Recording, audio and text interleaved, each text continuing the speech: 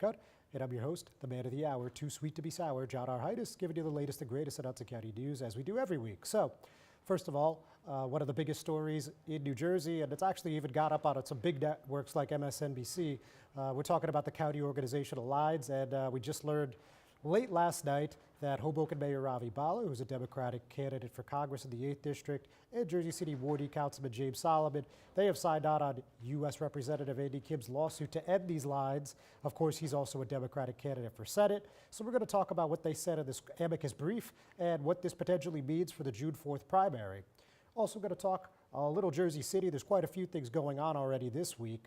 And the two big ones, the Jersey City Superintendent of Schools, that's Dr. Norma Fernandez, is calling on the New Jersey Department of Education to appoint a fiscal monitor and to review the conduct of the 5 trustees that ousted the president, vice president, and then named the new president and vice president. And of course, they had a lengthy response of their own, so we're going to talk about that. And we're also going to talk about the appellate court. The reason being is that ward map, even though that it was drawn about 2 years ago, a little more now, this has been hung in limbo since November as both sides, meaning the plaintiffs and the defendants, petitions this appellate court. And it turns out the lawsuit still has a pulse. So I'm going to explain to you what that means and a whole lot more right after this word from our sponsors.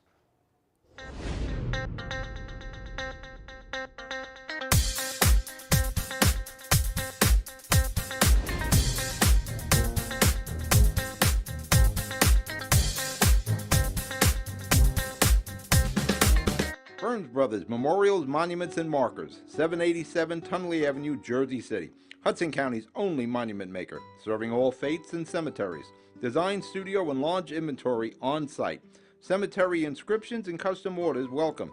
Burns Brothers Memorials, Monuments, and Markers, 787 Tunley Avenue, just south of Secaucus Road.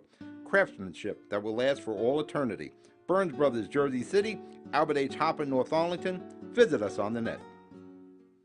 Consumer Carpets, 3408 Kennedy Boulevard in the Jersey City Heights, your one-stop store for residential and commercial floor treatments, carpeting, linoleum, tiles, laminates, hardwood floors, area rugs, remnants, all major brands, all in stock. Free estimates, same-day installation. Consumer Carpets, it's savings, selection, installation. Credit cards and debit cards accepted. Financing available. Consumer Carpets, price to fit your budget, installation to fit your schedule. On the net at consumercarpets.com. Consumer Carpets, Jersey City, 201-792-2720.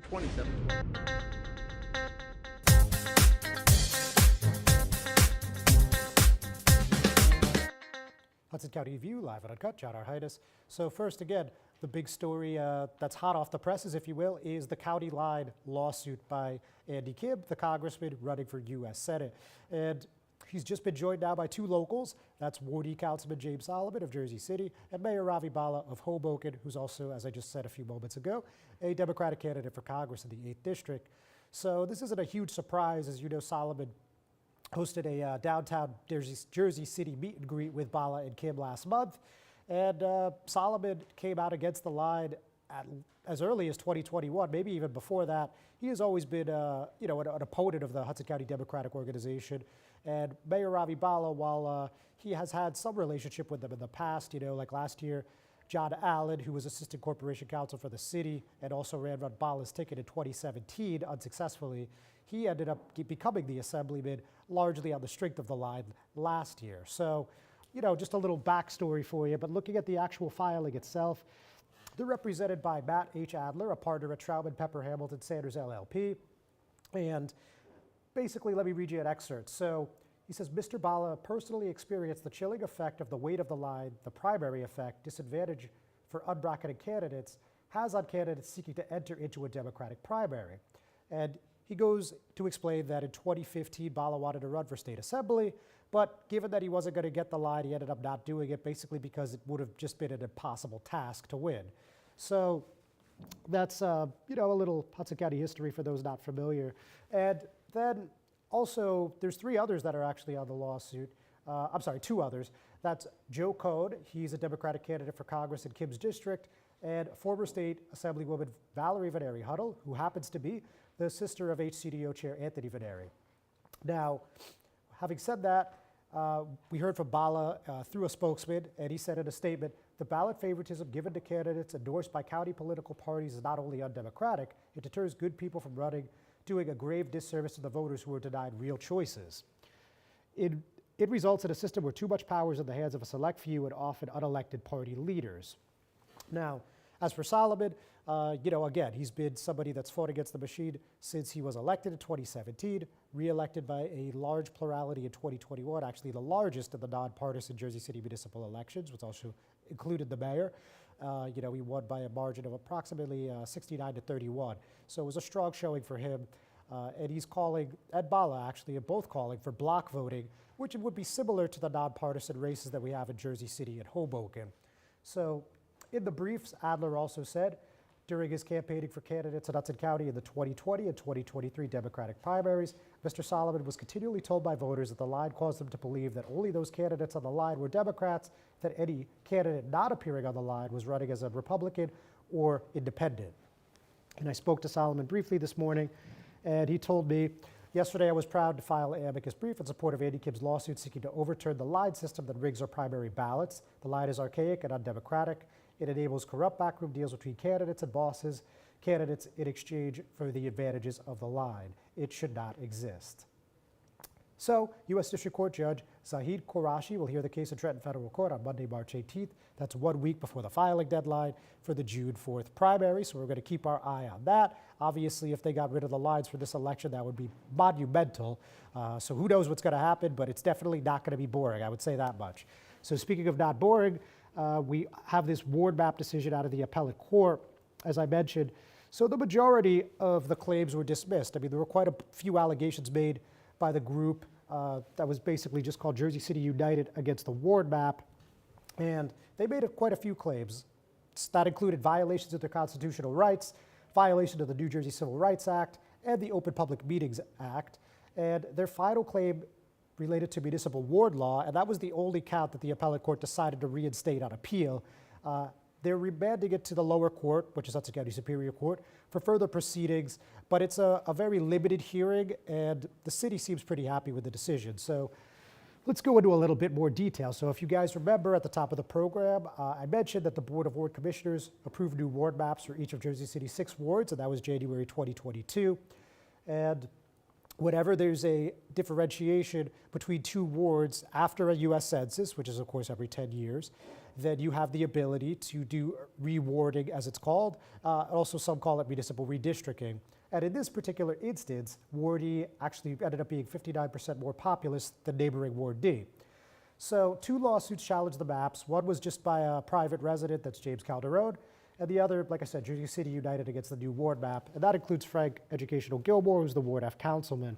So they both were consolidated and dismissed in August 2022, and then they went before the court again, as I briefly mentioned, in November, and everyone was kind of just scratching their heads as to what was going on, and then we saw on Monday that this decision would be out on Tuesday. So the long story short is this. On a motion to dismiss and without any factual record, the trial court in these matters simply concluded that the wards were compact. The court needed to conduct some more proceeding focused on the question of whether there was a rational basis for the commission's configuration of the wards. The proceeding, however, should be limited. Now, we heard from Mayor Stephen Fulop via Twitter. He responded to my initial post about this, and he said the entire lawsuit was silly and a manufactured issue / waste of time. Anyone who looked at the data behind the redistricting objectively would have come to the same conclusion as the courts, of course referring to the lower court, the Superior Court. So we're going to take a quick break, folks. When we're back, we're going to talk about the Jersey City Board of Education, and I'm fortunate to be joined by the president, Dejon Morris, right after this word from our sponsors.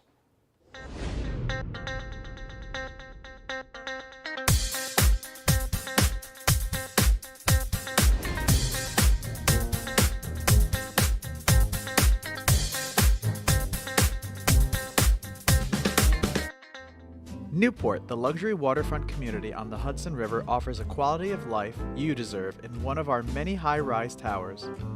With amenities such as the on-site Newport Path, light rail, Newport Town Square, 3 playgrounds, dog run, upscale restaurants, retail giants like Kohl's, JCPenney, Macy's, and Target. Morton Williams and Acme Supermarket are just outside your front door. A health and fitness center, skating rink, and medical facilities are also on site. Enjoy the New York skyline from our waterfront and various parks.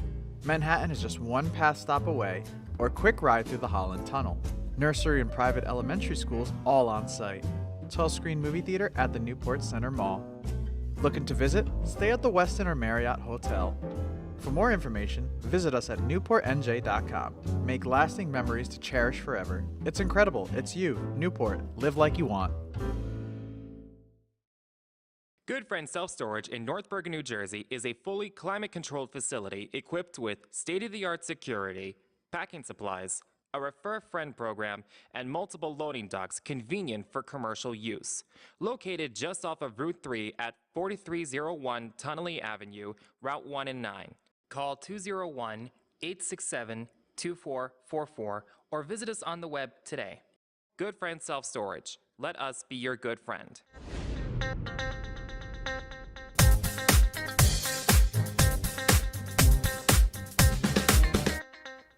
Hudson County View, live and uncut. John Heinis. And as I just mentioned a few moments ago, today I'm joined with Jersey City Board of Education President Dejon Morris. Dejon, thanks for coming in. Thank you for having me.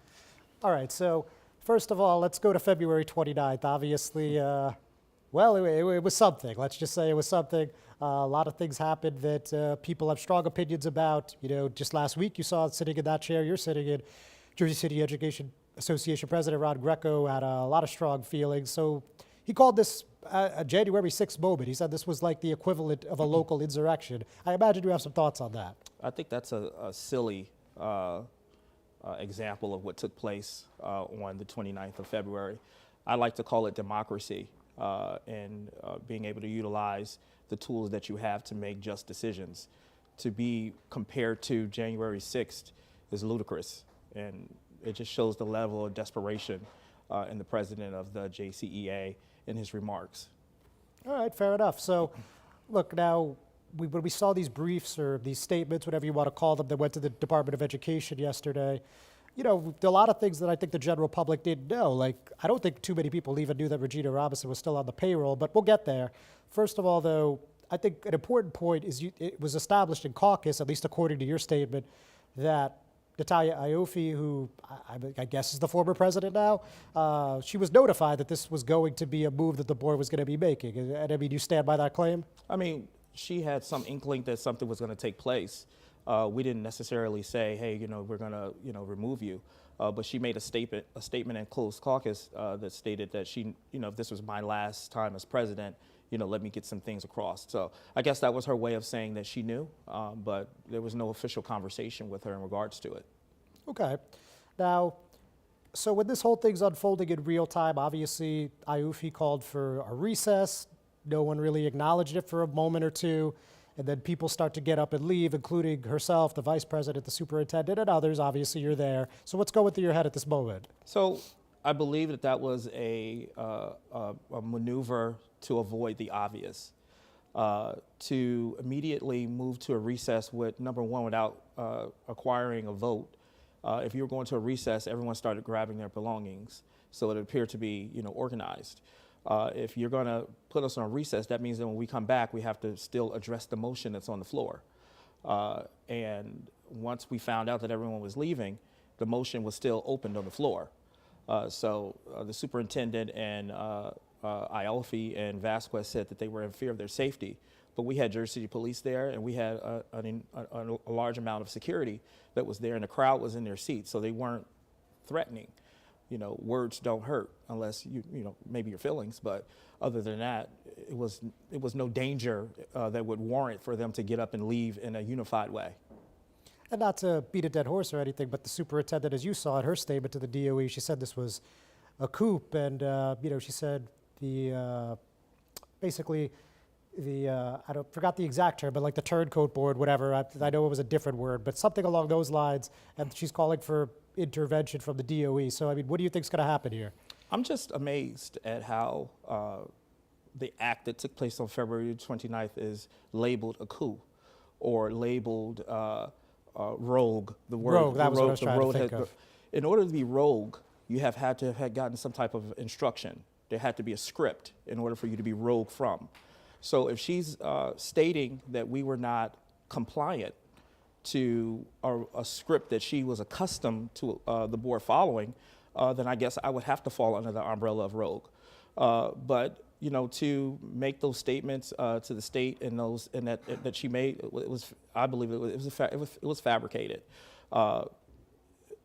You have 5 individuals who have been sitting on the board for a month now, and we exercised what was at our disposal in our bylaws. We clearly went through it, we clearly understood it, and we executed it. Now, if thinking independently and following the bylaws considers us to be rogue or a coup, then I guess that's what we have to be labeled as. But this is not a dictatorship operation. We were elected by the people of Jersey City to be independent thinkers and to represent not only just the taxpayers and the residents, but the 30,000 scholars that we have that we represent. So our decisions matter. So we can't follow a script because there are certain things that a script is not warranted for. At some point, there has to be a constructive and professional conversations because we can't agree on everything. Right. So they've asked the DOE to intervene. They're not acknowledging your presidency. As you know, the school board district still has Natalia and Naomi as the president and vice president. Where do you think this goes? How do you think it ends? Listen, obviously the administration controls the website, but we did what was according to the bylaws. 5 votes voted in, and I've been recognized as the president. If the DOE or judge or whomever it is responsible for making a decision, sees that I am not, I will comply, and I will continue working in the trustee format. The issue is not me being president. I don't need to be president to get things done. But this had to happen because the president was not allowing the board to hold the superintendent accountable for things that were not being done. Complaints that have been made that have gone without investigation, certain issues that have happened that a meeting needed to be had with the superintendent. The president wasn't allowing us to do that. So once you have a blockage, you have to remove that blockage in order for us to get anything done for the people, for the students and the employees of the district. Understood. Yeah. Dejon, don't go anywhere. Folks, don't go anywhere either. We're just going to take a quick break. We'll be right back.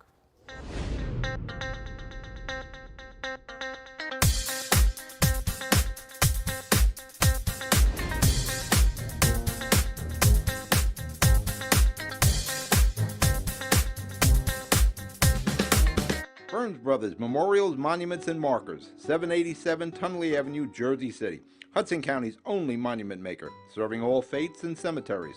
Design, studio, and large inventory on site. Cemetery inscriptions and custom orders welcome. Burns Brothers Memorials, Monuments, and Markers, 787 Tunley Avenue, just south of Secaucus Road. Craftsmanship that will last for all eternity. Burns Brothers, Jersey City, Albert H. Hopper, North Arlington. Visit us on the net. Consumer Carpets, 3408 Kennedy Boulevard in the Jersey City Heights, your one-stop store for residential and commercial floor treatments, carpeting, linoleum, tiles, laminates, hardwood floors, area rugs, remnants, all major brands, all in stock. Free estimates, same-day installation. Consumer Carpets, it's savings, selection, installation. Credit cards and debit cards accepted. Financing available. Consumer Carpets, price to fit your budget, installation to fit your schedule. On the net at consumercarpets.com. Consumer Carpets, Jersey City, 201-792-2712.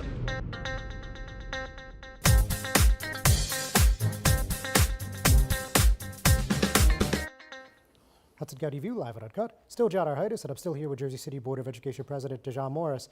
So now you guys had a reorganization right after you got the new trustees like yourself were sworn in.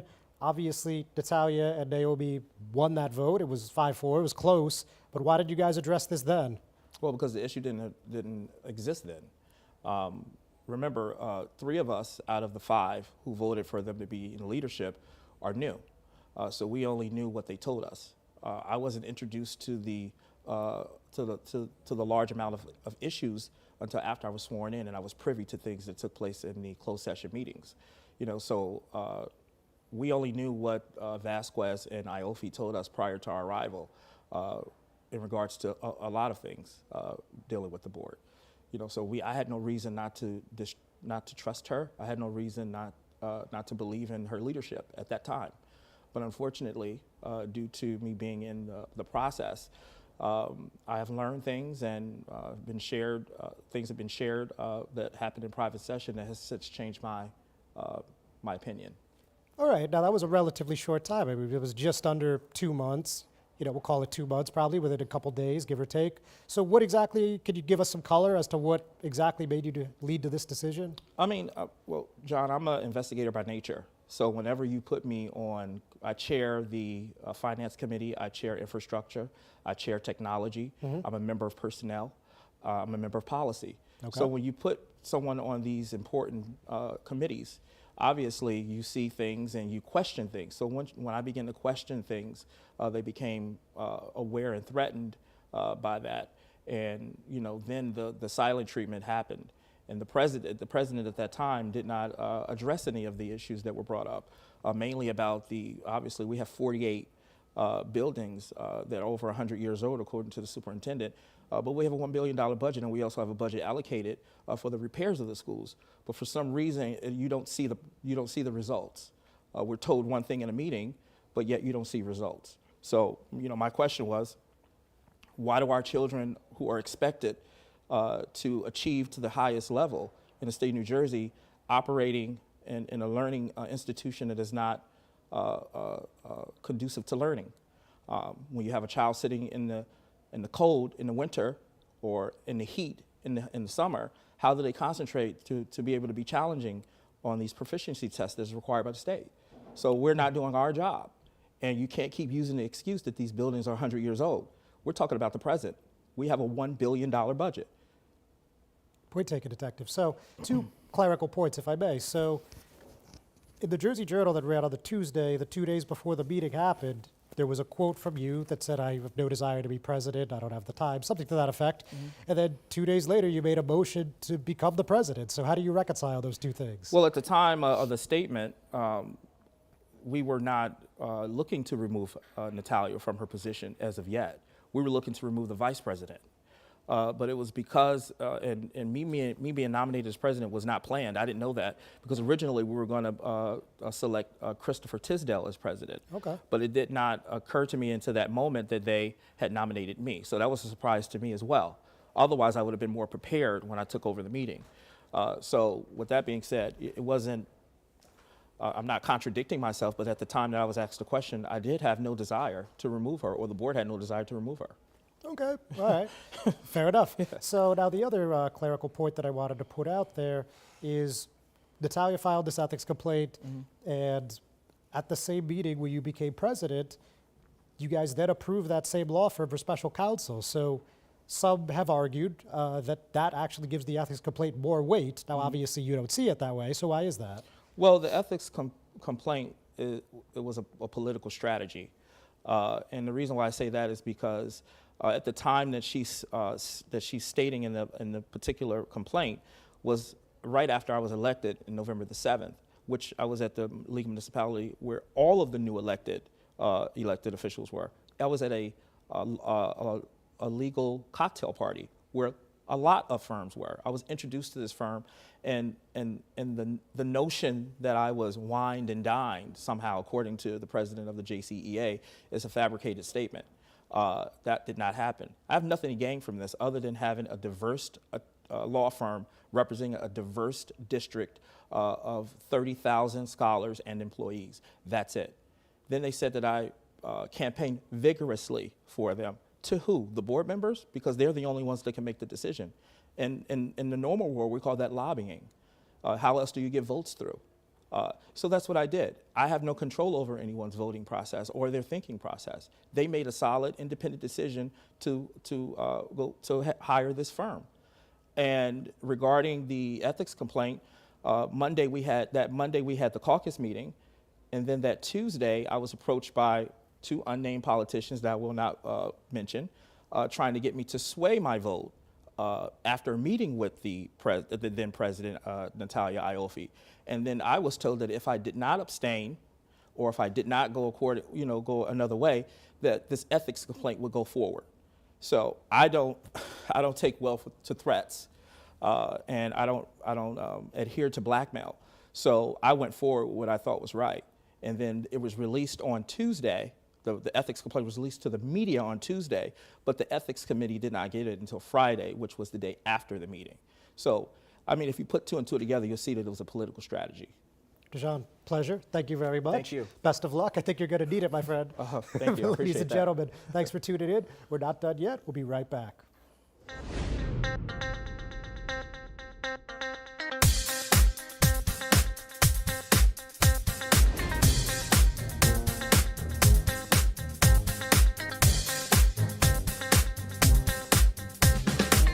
Burns Brothers Memorials, Monuments, and Markers, 787 Tunley Avenue, Jersey City.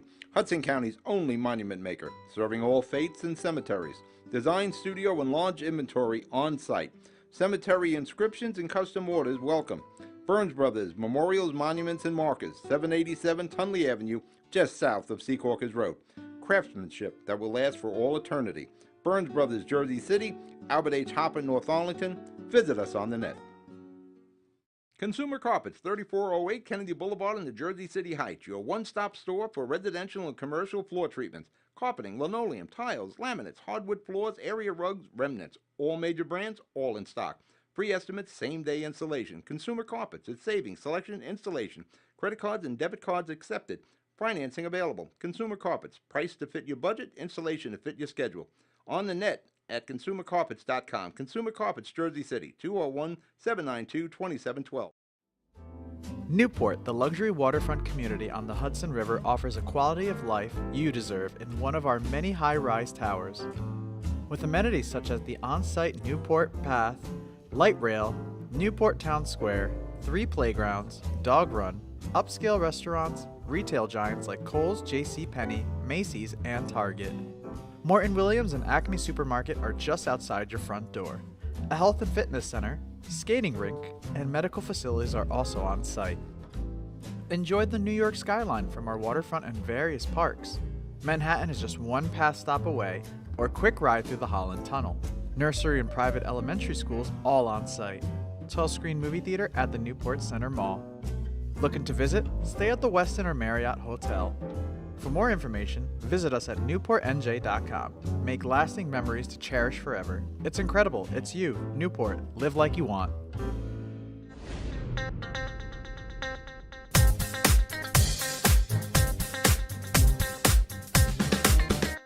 Hudson County View, live and uncut. A few more before we let you guys go for the week. So first of all, last night, the Hoboken Planning Board was supposed to have a hearing on this project that's at the center of a Union City lawsuit. Well, for anyone that has followed litigation in these parts, it's probably not surprising to you that that meeting ended up getting canceled. So my colleague Daniel Yaloa reached out to Marilyn Barr, the spokeswoman for the city. She said, the plans submitted were deemed incomplete both by the board's professionals and city staff. As such, the planning board's site plan and subdivision review committee meeting will be rescheduled. So which project are we talking about here? We're talking 930 Monroe Street, which would potentially be comprised of 3 11-story buildings for a total of 675 units, 68 of which would be allocated for affordable housing, 481 parking spaces. So it's a pretty large development, as you guys could clearly tell. And it received city council approval in December 2022, with city officials also highlighting that $15 million would be allocated for the Resiliency Park at nearby 800 Monroe. However, the city of Union City filed a lawsuit at Hudson County Superior Court about 2.5 months later, claiming the development would impact the views and therefore the quality of life for the residents of the city. Specifically, if you read the 5-count lawsuit, early on it begins that a height of 151 feet significantly exceeds the height of the Palisade Cliffs and would directly impact the light, air, shadows, and views of citizens and residents of the city of Union City. Interestingly, if you look at the court docket on this case, there's not been any movement since November 3rd. To our knowledge, it has not been dismissed. And the fact that this meeting itself was moved would probably be a good indication that it's still active, but it just seems to be stuck in limbo for whatever undisclosed reason. So hopefully we can get to the bottom of that in the coming days and weeks. Now, last week we had an NJ Transit hearing, and there was only one in Hudson County. It was at the Frank R. Lattenberg Station in Secaucus. There were 10 meetings overall throughout the state.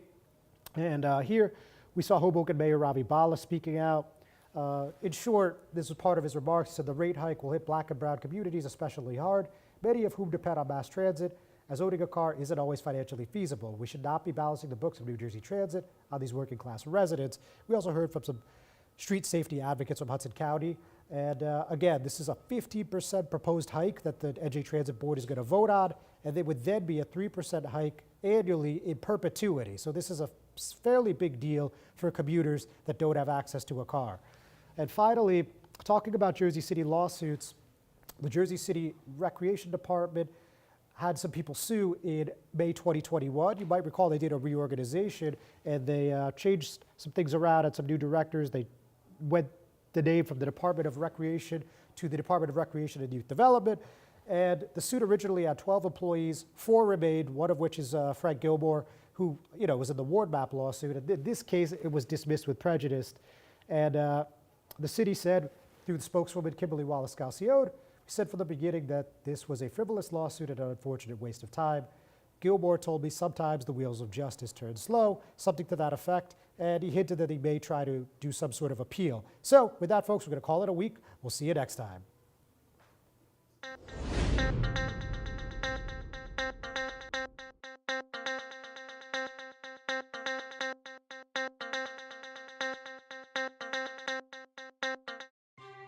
Thanks for watching Hudson Media Group.